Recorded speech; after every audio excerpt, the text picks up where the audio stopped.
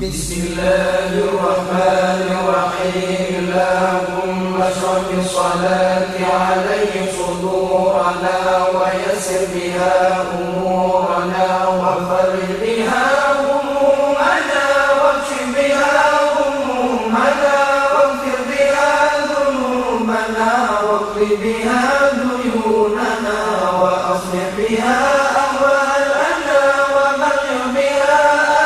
آمالنا وتقبل بها توبتنا واغسل بها حوبتنا وانصر بها حجتنا وطهر بها ألسنتنا وآنس بها وحشتنا وارحم بها غربتنا واجعلها نورا بين أيدينا ومن خلفنا وعن أيماننا وعن شمائلنا ومن فوقنا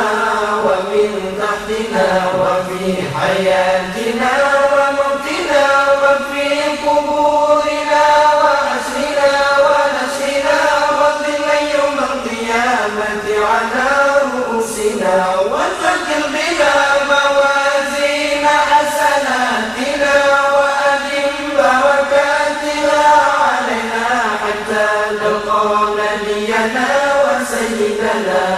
محمدا صلى الله عليه وعلى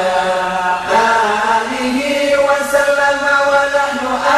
آمنون مطمئنون فرحون مستبشرون ولا تفرق بيننا وبينه حتى تدخلنا مدخله وتؤوينا إلى جواره الكريم مع الذين أنعمت عليهم من النبيين والصديقين والشهداء والصالحين وحسن أولئك رفيقا. اللهم إنا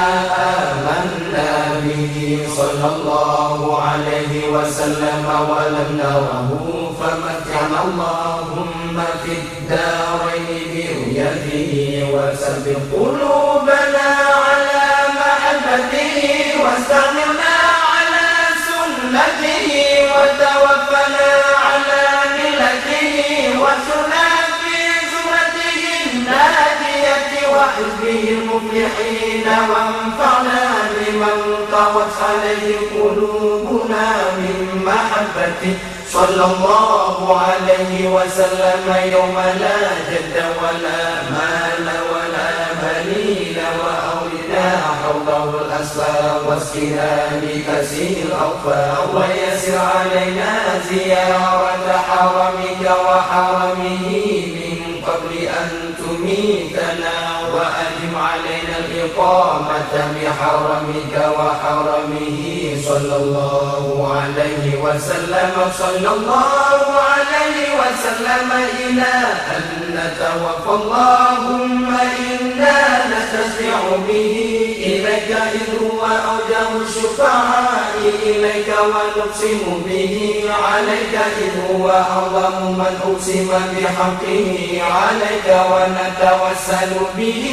إليك إذ هو أقرب الوسائل إليك نشكو إليك يا رب قسوة قلوبنا وكسرة ذنوبنا وطول آمالنا وفساد أعمالنا وتكاسلنا عن الطاعات وهجومنا على المخالفات فنعم المشتكى إليه أنت يا رب بك نستنصر على أعدائنا وأنفسنا فانصرنا وعلى فضلك نتوكل في صلاحنا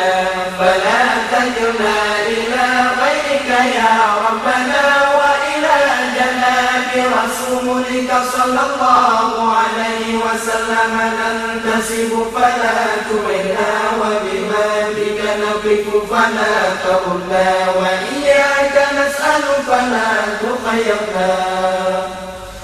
اللهم أنت ضرعنا وآمن خوفنا وتقبل أعمالنا وأصلح أحوالنا